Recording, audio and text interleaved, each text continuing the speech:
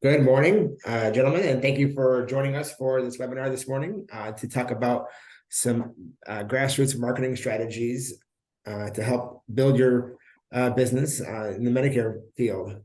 Making the presentation this morning is Kyle Palmer, Area Sales Director with Aetna for Greater Rochester region throughout Western New York.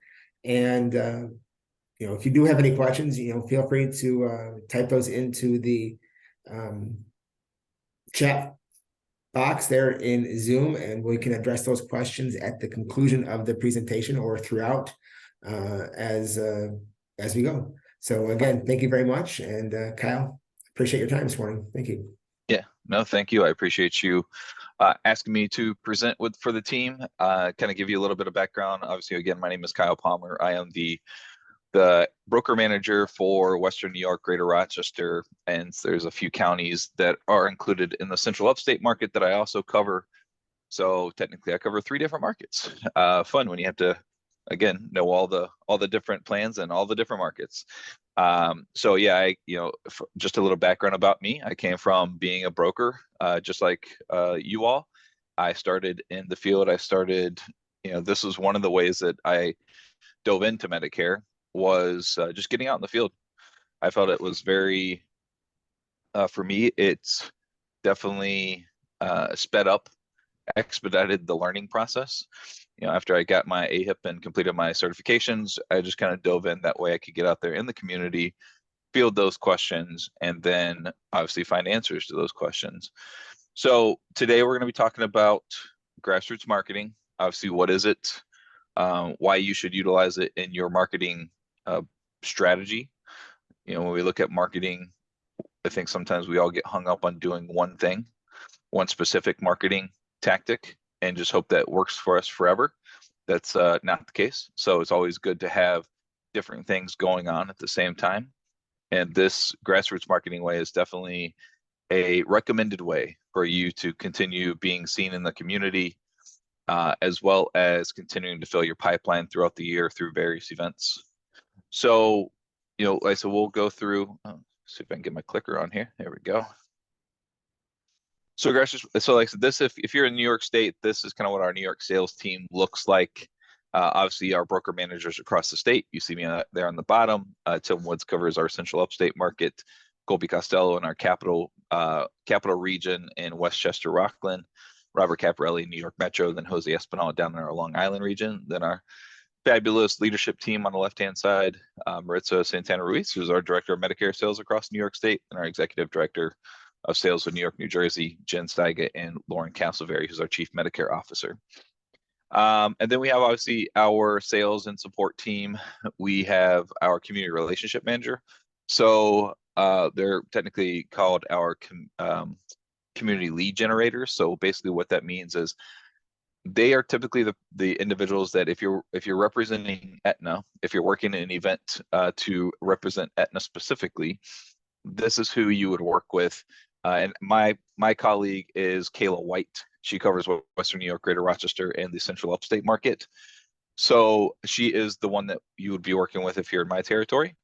And ideally what happens is either one, you find an event and you say, hey, I would like to represent Aetna at this particular event. Can you support me? And obviously you would, if you're, I think the both of you are in my territory. So you would just simply send me an email, say, hey, listen, I found this event. What can we do? Are you able to support me here? And then I would take that and talk about it with Kayla, make sure we don't have any other brokers or our internal team at a specific event. So just to make sure that you are the only representation of Aetna. Obviously, we don't want to confuse any prospects by seeing 2 different Aetna booths. That's not what we want to do. So we would work with Kayla, and she would help us with any contracting with the actual event itself, make any payment if there's any payment required, and then send you any marketing and sales material that you would need to set up your booth space. Then we have obviously the rest of our support staff here, which is member retention, our Erica Gray, who covers the upstate market, or the upstate territory of New York. She deals with member escalations, and then our broker sales support, who basically, this is our area broker support associate that supports both New Jersey and New York, which is Colin Nisley. So again, a little bit about our agenda today. Why grassroots marketing, plan and preparing it, executing the plan, following up on it, setting the expectation, and just a little bit of conclusion toward the end there. Welcome, Xavier. Appreciate you being here today. So again, why grassroots marketing? So just kind of put a brief definition. Grassroots marketing is defined as the process of drumming up interest in a product, brand, or idea with the use of a targeted, highly niche audience. It can be effective. It can be an effective technique to connect you with your target market. Right. So it's obviously just the broad definition of exactly what it is, but really, these types of things are maybe going to specific events, right? So types of different grassroots marketing is, technically retail marketing. So if you're set up in a Walmart, if you're set up in a CVS location, if you're set up in other pharmacies, that is grassroots marketing. There's also provider marketing, which isn't in here. So if you make relationships with providers in your community that allow you to come in and set up a booth, set up a table, to represent your specific agency, that's another way that would be considered grassroots marketing. Community events, which are always my favorite. These are your standard like fairs, festivals. As I was mentioning earlier, I just did a home show. The past 2 weekends, we had brokers loaded up at the Buffalo Home Show. Really, they can vary, right? So it could be low to no cost, or they can be they can cost a semi-significant amount of money. But either way, it's really you're going there to identify prospects. And if you know anything about sales is always about numbers, right? So the more people you have to talk to, the more opportunity that you may have to get interested in your specific product. And then there's, like I said, centers of influence. These are, I was huge with networking. So on top of grassroots marketing, doing like community events, I networked a ton. So I made a lot of network connections here in the greater Rochester area and the Buffalo region. And in doing so, that led to other opportunities like senior homes, senior centers, all sorts of those types of centers of influence that would allow me to come in and do Medicare 101s for the residents. Or they would let me know when they were holding a health fair. I was the first one that they would reach out to because I supported their residents when it came to any of their Medicare policies there in that particular location. And then, obviously, what are the benefits of grassroots strategy that some of these I may have already mentioned. So, one, can be cost effective. As I was mentioning, there could be low to no cost events that you can find yourself in. Some of those might be health fairs. Some of those might be, as I was just mentioning, the centers of influence where you're making those connections. Those are free connections. Those don't cost you anything to have a conversation with some of these facilities. And then, some of these facilities tend to have health fairs or resource fairs. So those typically don't cost you anything to get into. So it's great, especially if you are new to become, a new broker in the industry and you're trying to find more cost-effective ways to get out there and prospect new business that doesn't require you to purchase leads. Because when I first started, I'm like, I don't have money to purchase leads.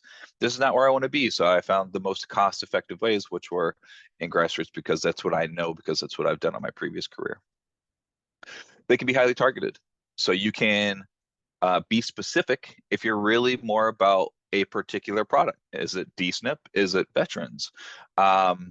Is it T65? So they can be extremely targeted if you're finding those events. So when I say that is, obviously for highly targeted for veterans, where are you going to go? You're probably going to go to the VFW, right? You're going to go to the American Legions. You're going to get into maybe some nonprofits that support our veterans. So here locally, we have the Veterans Outreach Center as part of the one more notable ones that I know of here locally. There's plenty of other veteran support, organizations out there that you can reach out to and connect with.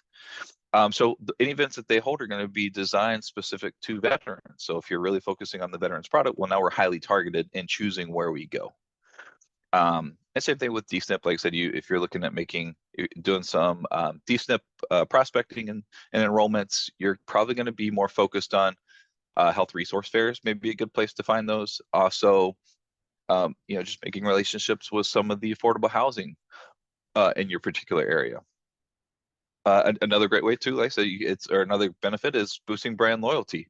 One, if you're going to represent the carrier, obviously some of these carriers have very large names.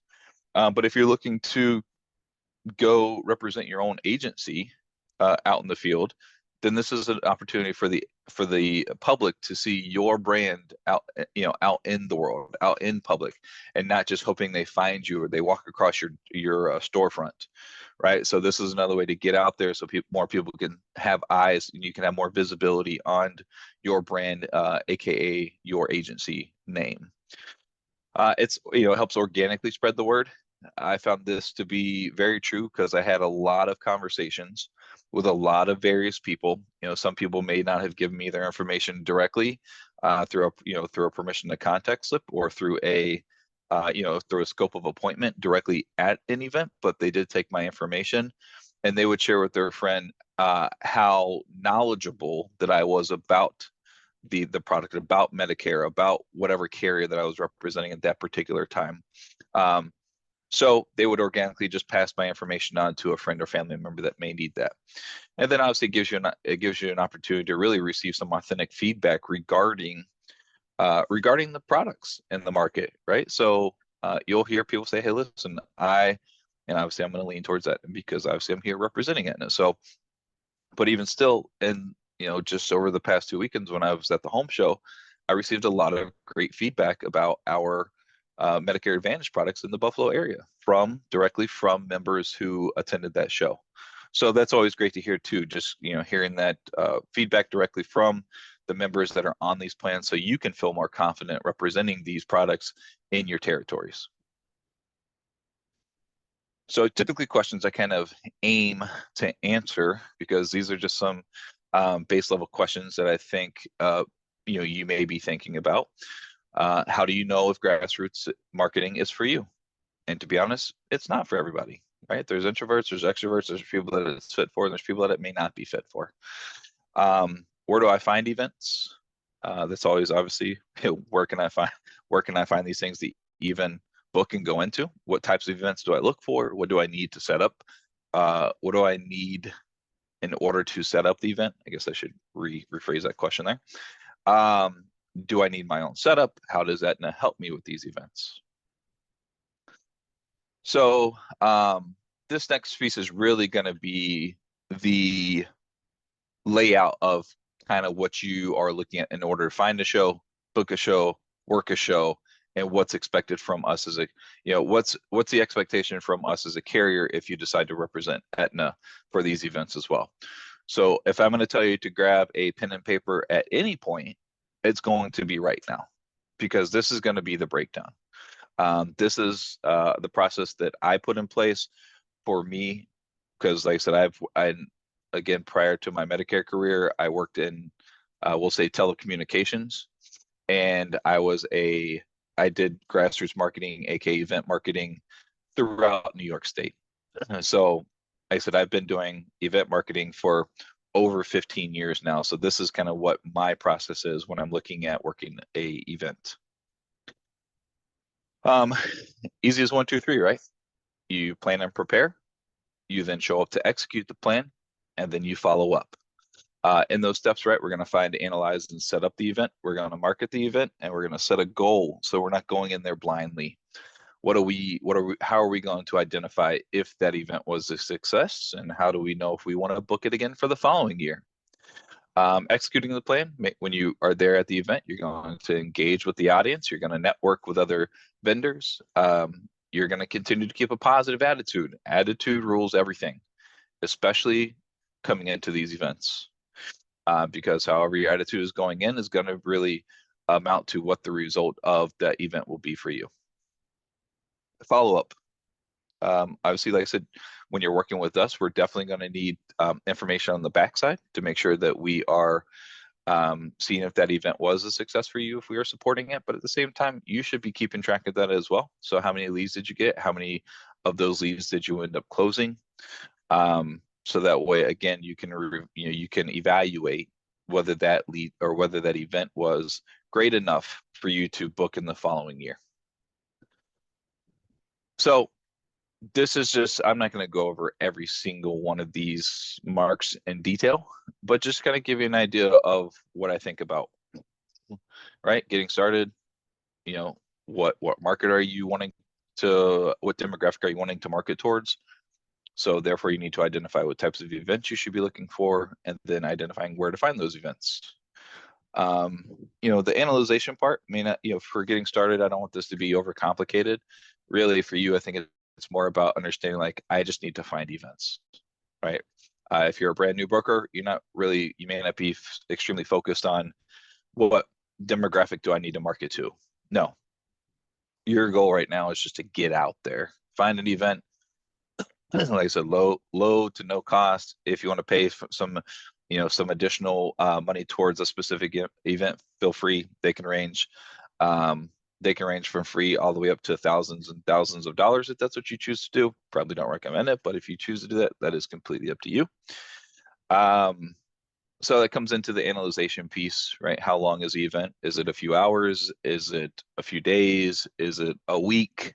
To identify whether it's just going to be you or whether you need some teammates, some other maybe downline agents that you've promoted or that you have under your wing to come out there and work those events with you. Contracting, that's usually just the paperwork side of things, right? So, whether you're submitting it for you as the agency or whether you want our support with Aetna to represent Aetna, then we take care of the paperwork side of things. Again, setting a goal, right? Making sure that going into the event, you know what number you need to hit to consider that a success. And when I say that, you can't really just base it off of leads. It's part of it, right? But you as a broker, you as a sales professional, it need to understand what your lead to close ratio is, right? So how many leads does it take me to close business? Does it take me 5 leads for me to get 1 enrollment? Does it take 10, right? Because that will determine what you'll need for that event to consider a success, depending on, whether it's free or whether it's not free. If it's free, even better, right? You've come out on a positive aspect. Pre-event marketing, you'll identify whether or not some of these events do a great job at marketing and which ones don't. And the ones that don't or don't have a proven track record of having an annual event, i.e. if it's someone's first annual event, well, there's probably not a lot of marketing or knowledge in the community that event is going on. So you may need to do some pre-marketing, and that may be based off of prospects that you already have in your pipeline, and just getting in the habit of sending them a monthly newsletter, bi-weekly newsletter. Hey, this is where you can find me this week. I'll be at the Rochester Home and Garden Show. Feel free to bring a friend and stop over, right? Encourage them to bring someone else with them.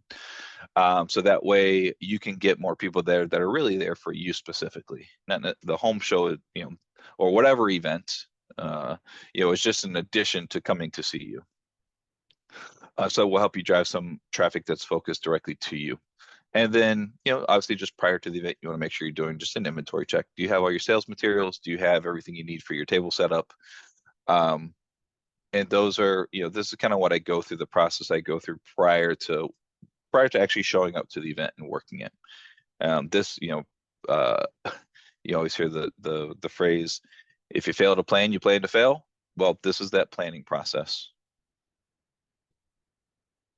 So types of events in the different markets, right? So we've talked about, the different markets being veterans, retirees, T65, turning 65, low income.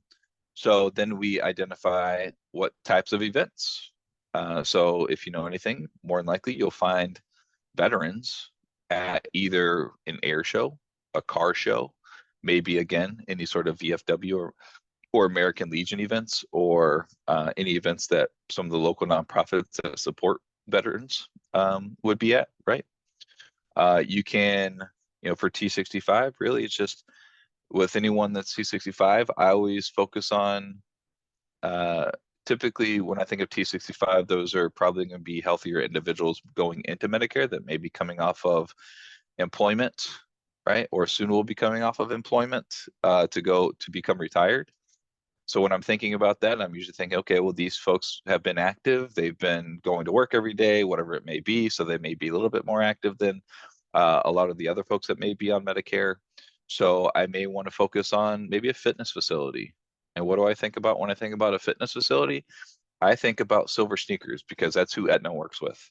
So if I'm thinking about Silver Sneakers, then I should just go into the Silver Sneakers fitness facility or their locator, right? The gym locator, and say, okay, well, what gyms in my area does Silver Sneakers work with? Well, guess what? Now I found a place to go market at, to set up a table at. So I walk into that particular fitness facility, and I have LA Fitness 5 minutes from me here. Walk in there, say, hey, I understand that you're a Silver Sneakers affiliate or a Silver Sneakers participating vendor, participating gym facility. What would you be or could is there something that we could talk about where I could come in and set up a table to support your members here, right? Come and talk about health insurance, or set up a table where if anyone has any questions about their Medicare policies, they can come over and talk to me, before they leave or when they show up, whatever it might be. Or if you guys have vendor days, let me know. I'm happy to come set up a table. So those are the things that I think about when I'm setting up any of these types of events. And that's why I say, if you're just starting, don't get too caught up in the weeds when it comes to identifying to which market that you're going to be focusing on. Just get out there, field questions, build your knowledge base. And then after you kind of have that under your wing, then you can start being a little bit more targeted. So like I said, these are just some other areas, some other types of events that you can think about. And then, where do you look for those events? One, Google's always a great person, a great partner to kind of look for events, or whatever web browser that you prefer to use. Just going in and typing, local vendor events, Rochester, New York, or Buffalo, New York, or whatever town or city that you're in, and seeing what pops up. And then think about it. If you were whatever demographic that you're looking to serve, or whatever demographic that you're looking to prospect, is that an event that you think that you would find a large population of those prospects? Facebook events, obviously you can always find events if you're on Facebook. They do have obviously all events that are in your local area, but they also have groups. They have local area vendor groups that you can be a part of. And who's typically running those groups? The people that are typically running those groups are the people that are setting up the events. So, because that's where they can communicate to all their vendors and ask if anyone's interested in working an event in 2 weekends. Here's the information. Email me for more, right? Those are going to be places you can find more events as well. Other vendors. So once you work one show, or once you work, I call it a show, but once you work one event, talk to the other vendors. If you get a little bit of downtime, be compliant, put your sign on the table that says, hey, listen, I can't, I'll be back in 5, 10, 15 minutes, whatever it might be. And then do a little once around to all the different vendors and introduce yourself and say, listen, I'm just interested to see if you guys go to any other events. What other events would you recommend me signing up for?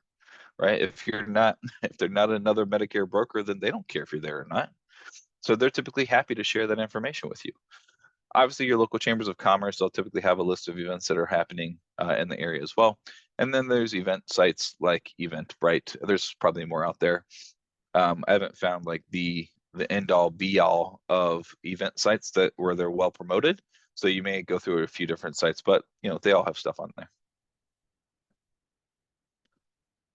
So we talked about it a little bit earlier, right? So based on your own data, how many leads does it take you to close business, right? Knowing that leads to sales ratio. So you understand how many leads you need in order for the event to be a success. What is the cost of the event? Does the cost of the event make sense? So just for an example, an event that costs $5,000 for 6 hours, does it make sense for you to book? Probably not, right? You're not going to be able to make up that $5,000. You can call it, unless you decide to say, hey, listen, this $5,000 is really for the sense of from marketing or branding my business. I don't think it's a good investment, but if you do, that's on you, right? So Just, analyzing the costs and making sure that in 6 hours, do you think you can get enough leads that turn into sales to make up for that money that you've invested into that event? Make sure that you're getting the proper return on that event. Again, build that into your goal going into the event prior to working it. And then based on the size of the event, do you need more agents than yourself? Can you run it with 2 or more agents to result in more leads to maybe split between the 2 or 3 or 4 of you, depending on how large that event is? This event that we worked over the weekend, over the past 2 weekends, we actually split those up into different agencies so that they could bring in two, really called for maybe 2 brokers at a time to be there at the table, but not always. So these are the things that I think about when I'm working with my team. And saying, hey, listen, this event's going to be a busy one. I recommend us picking an agency or 2 agencies or 3 agencies, depending on how we need to fill those shifts. And then your inventory check. All right. So making sure that you're prepared before the event, leading up to the event, in advance of the events, because some things don't come tomorrow just because you ordered them. So, check your inventory of sales materials, your plan guides, which AKA are your shopping sheets or your sales guides, whatever you want to call them. But in Aetna, we call them the plan guides. Your enrollment kits, so your booklets in case someone does decide that they want to enroll on the spot, because guess what this is? This is an informal marketing event that allows you to enroll on the spot because that's considered a walk-in. So you can technically do that if you choose to do that. So giveaways, right? So if you purchase your own giveaways, so you can obviously purchase your own stuff directly from the Aetna marketing portal. We have tchotchkes, stuff that you can order to kind of hand out. Or if you have your own marketing giveaways to, if you're representing your agency at the event, then you would hand out your own stuff.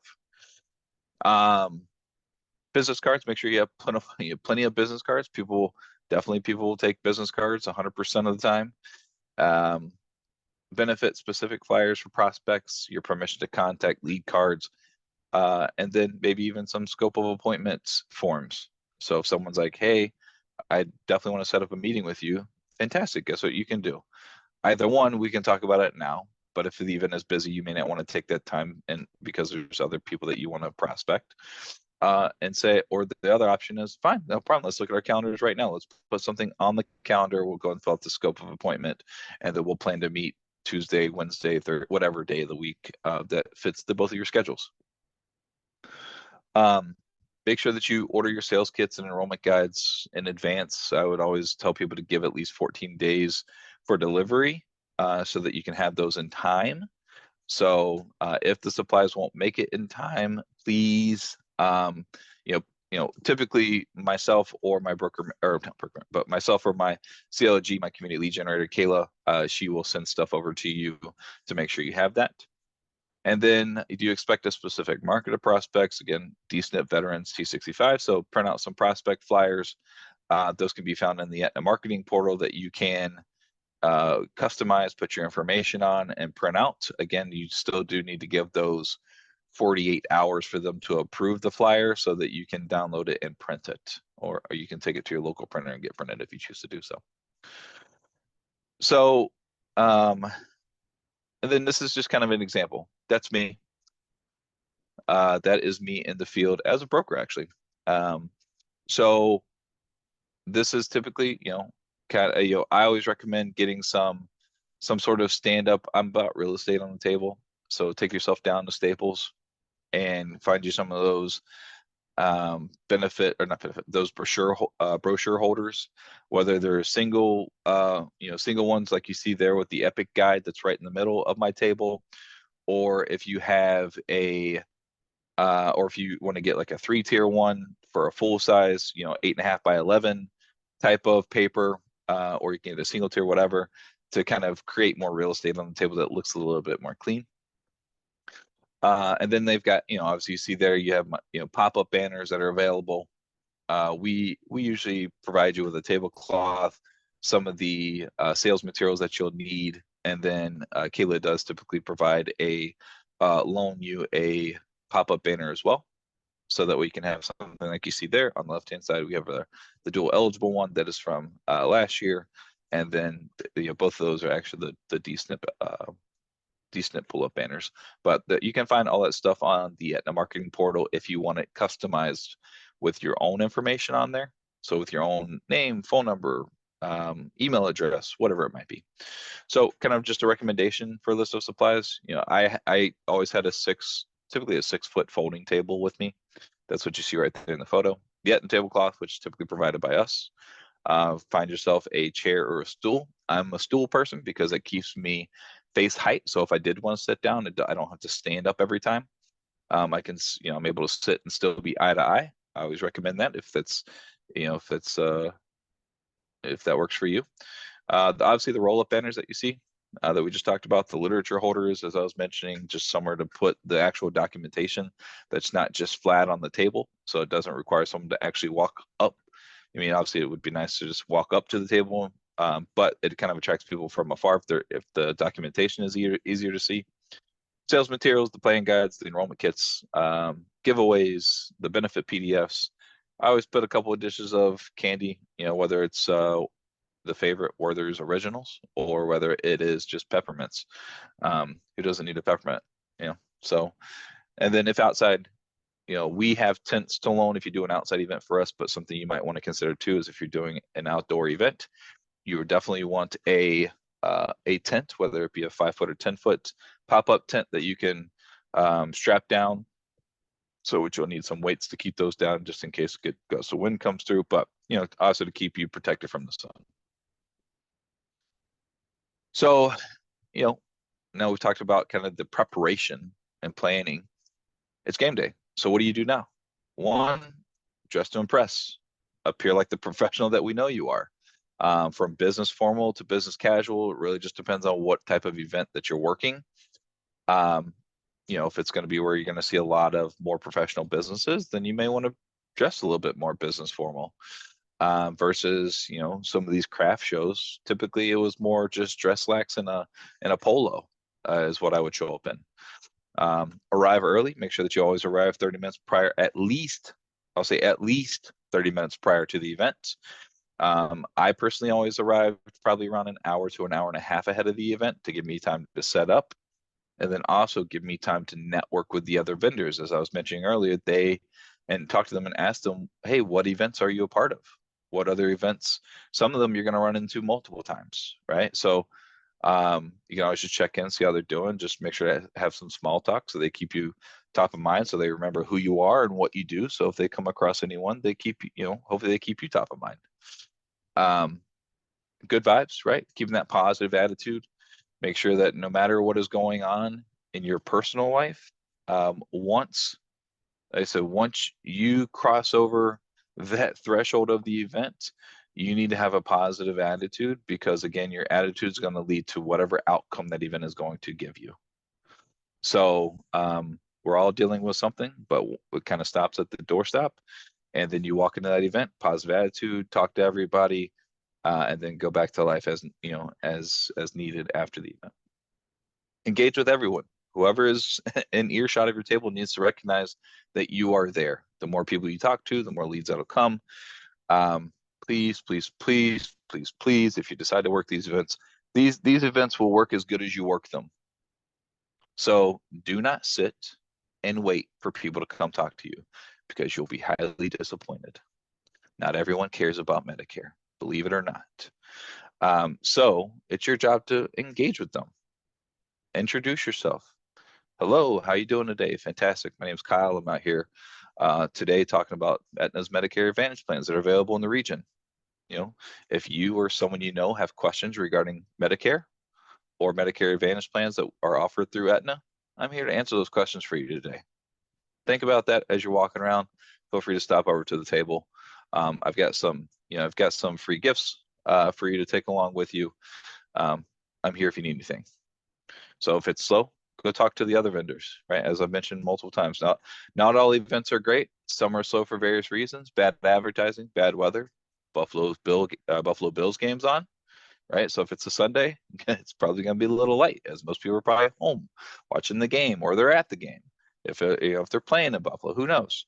So go talk to the other vendors. Introduce yourself.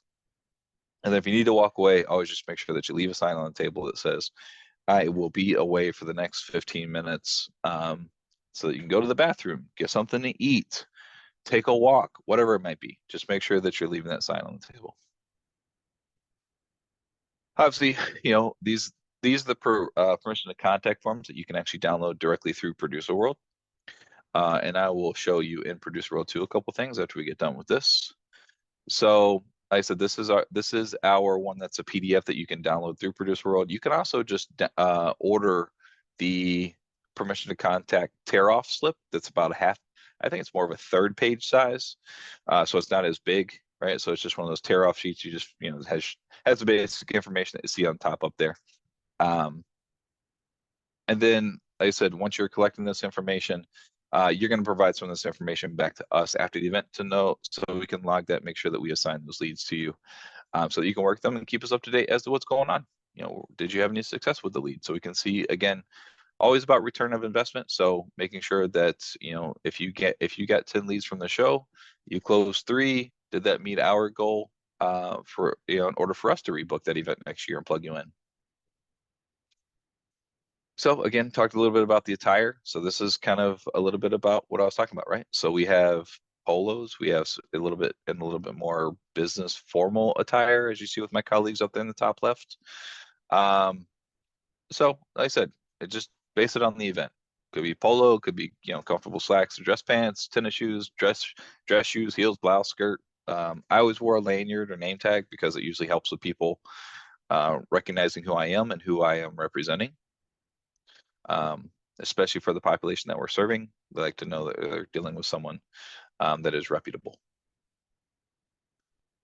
Following the event, after you've worked the event and you've gathered those leads as you did so well at getting and having those conversations, then you, like I said, when you are representing Aetna, a lot of this conversation is about when you are out in the field representing Aetna specifically. Some of this information you can take and do as you wish with your representing your own agency. But if you're representing Aetna, you're going to report those leads back to myself or my CLG Kayla to report those leads back to us again, so we can keep track and make sure that event was a success for you, and that gives us an opportunity to review and say, okay, well, Les got 10 leads at the last event that we did, and he closed 5 of them. We want Les to have another opportunity in the future, right? So if we're booking other events in that area, we can lean on Les, say, listen, if you're interested, we have an event that we booked. Do you want to go represent us there? We've got everything set up for you. And then following up, as far as reporting the leads, right? We've already reported how many leads that we obtained from the event. Now we're going to be doing the follow-up. So those leads that you did obtain, did you set up, you just let us know, hey, I just set up an appointment with this person. Hey, now that the appointment's been set, hey, I enrolled them with Aetna, or they're no longer responding.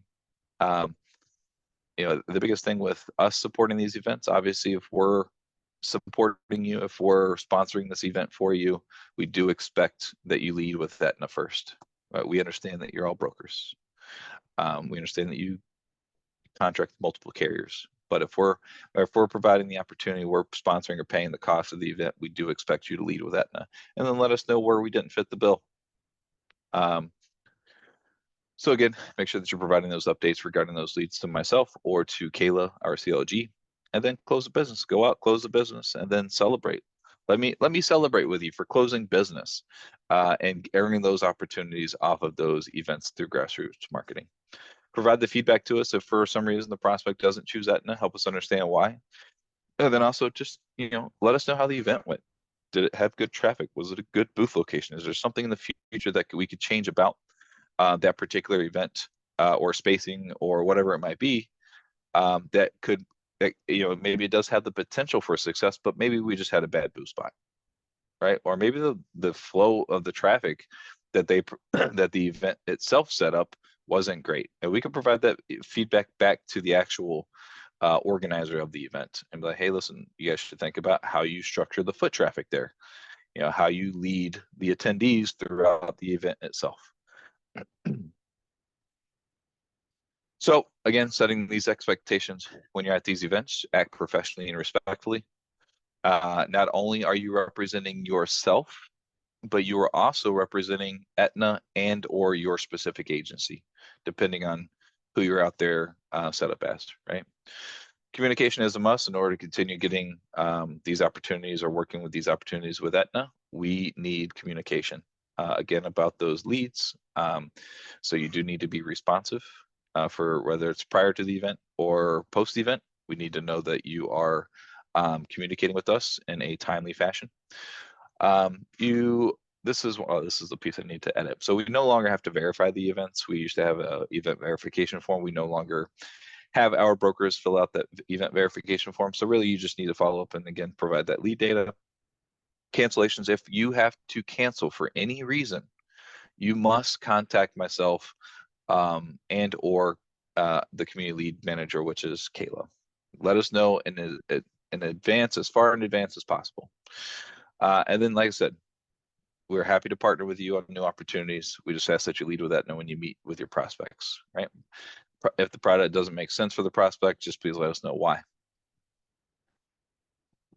And it's just a little bit about canceling, for any reason that you need to cancel. This is more on the fact of if you set up your own event and we just need to kind of file that with CMS for you. But if we need, just keep in mind that all these events are filed with CMS. So if you don't let us know and it's still filed with CMS, you have to be there. So if you don't let us know, that's on you.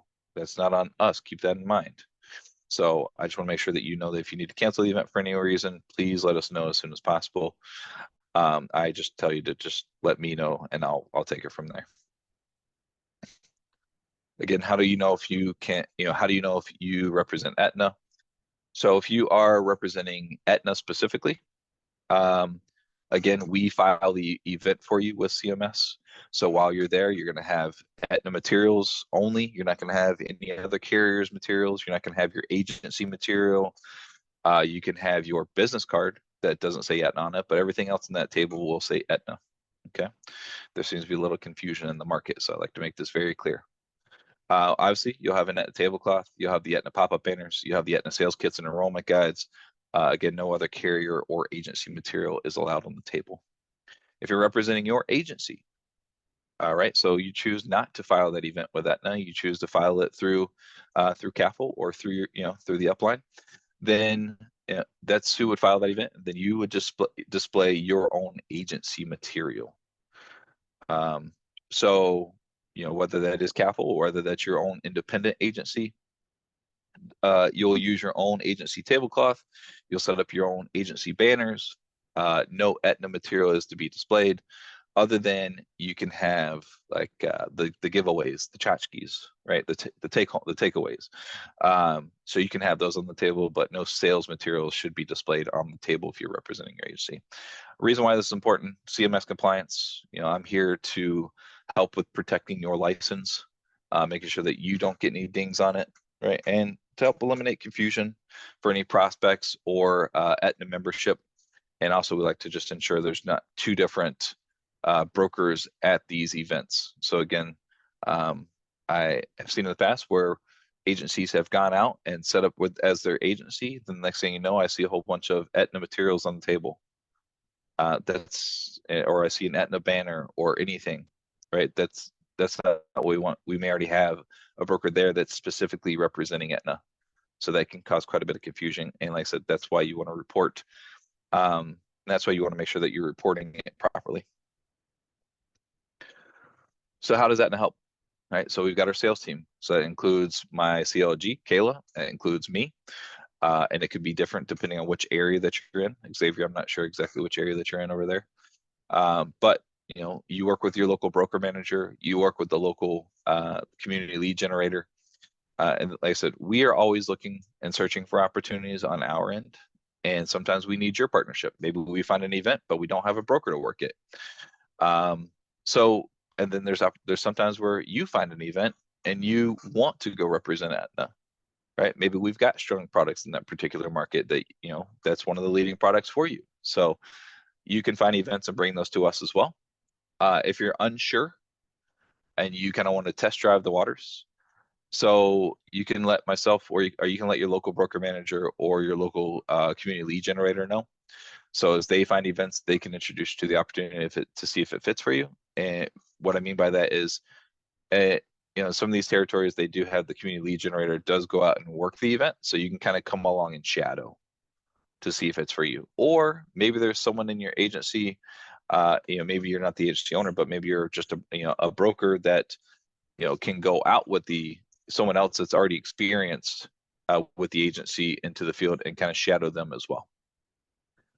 So depending on the event, like I said, we analyze these events as well to see if it makes sense for us to sponsor the event. And if we sponsor the event, again, you'll be representing Aetna specifically.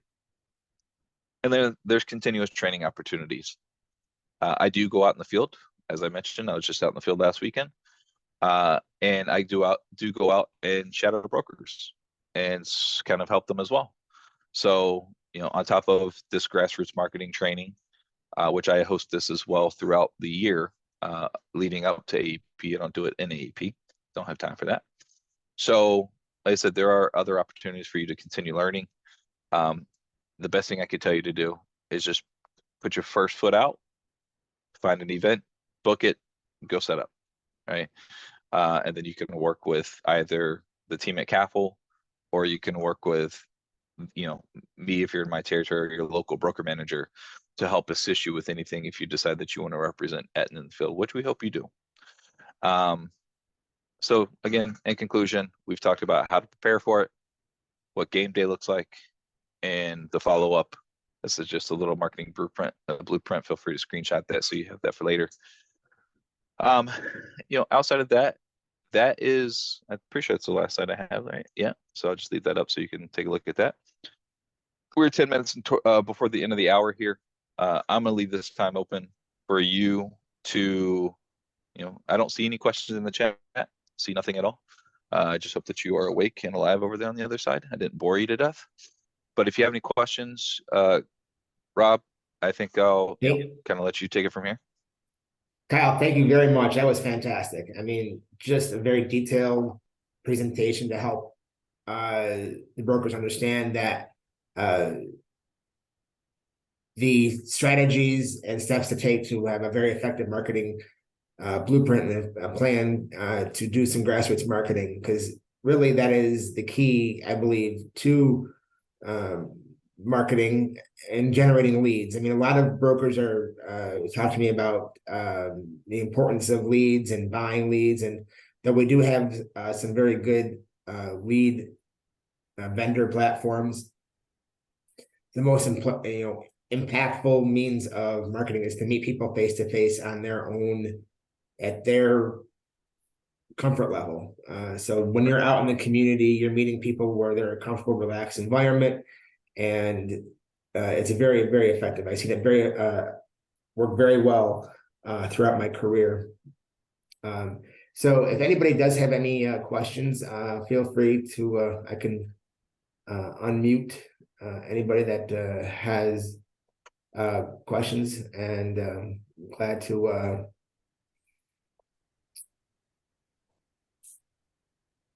Here we go. glad to answer those. So I have unmuted lines, and for those that want to attend, ask, please feel free.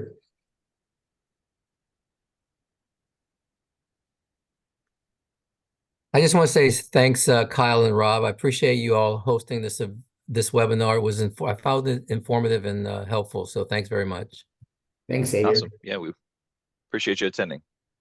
Yeah, like I said, this, as Rob was saying, like I said, I worked event marketing exclusively with a previous in my previous career, and bringing it into Medicare really helped me get off the ground quickly.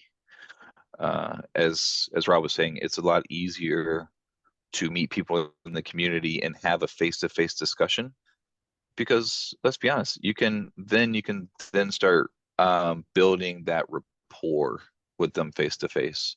And sales is a very rapport specific,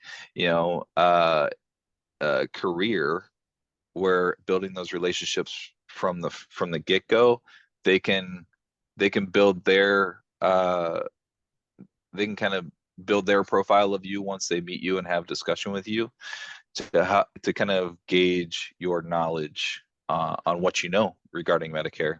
And let's be honest, us as brokers, we're going to know more than probably like 98% of Medicare beneficiaries. So, and if you don't know, if you're new to the industry, this is a great way for you to learn the industry quickly. Is get out there, field questions, and I'll give you a free tip here. My move was always, hey, I don't know the answer to that question. I'd be happy to find it for you. If I can just grab your information on this permission to contact sheet, I'll follow up with you this week once I have the answer. And then if you decide that you want to continue to work with me, I'd be happy to continue that relationship. Right? And sometimes, even if I did know the answer, I think the one hang up that I see a lot of brokers do is they word vomit. They give them all of the information. Well, if you've given them all of the information, what do they need you for? Right? So I answer a question or two and then respond with, hey, it sounds like you have a lot of questions that you need answers to. And it sounds like we should probably set up an appointment to get those questions answered. How about we set up a time this week? Perfect. Let's fill out the scope of appointment so we can go ahead and put that meeting on our calendars. Absolutely. I So, think that is a very, very, very important tactic to making sure that when the consumer is engaging you, that you always have in the front of your mind, set the appointment, set the appointment, set the appointment. Because if you're, could speak to what Kyle was mentioning too, is that when people are accustomed to being friendly and giving the answers, it often doesn't lead to a sale. So also want to point out too that CAFL has an excellent program that we've established to help you out with your marketing expenses and reimbursement. So when you have 12 Medicare policies that have been issued, we can reimburse you $500 for every 12 in marketing expenses. So keep that in mind. And for brokers, when you do get appointed and first get appointed and certified, we can assist you with some marketing dollars as well, $25 to help you out with your marketing expenses to kind of kickstart some things. And that's a co-op. So we would look for you to have $50 in expenses, and we can co-op $25 of it initially to help kickstart some marketing efforts for you as you build your Medicare business. So with that, I want to say thank you to Kyle for this very informative presentation.